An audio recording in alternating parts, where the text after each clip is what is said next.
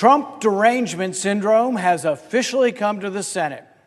The hatred for the president is so intense that partisans would rather risk war than give diplomacy a chance.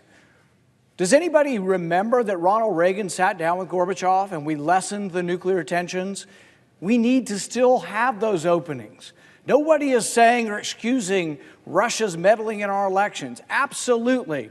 We should protect the integrity of our elections. But simply bringing the hatred of the president to the Senate floor in order to say, we're done with diplomacy, we're going to add more sanctions and more sanctions. You know what? I would rather that we still have open channels of discussion with the Russians. Kennedy, at the height of the Cold War, had a direct line to Khrushchev, and it may have prevented the end of the world.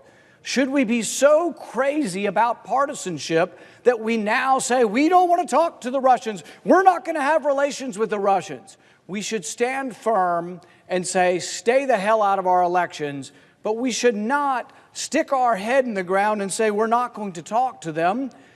I would like to see the Russians leave Ukraine. I think we could do it through diplomacy. We're not going to have it if we don't talk to them.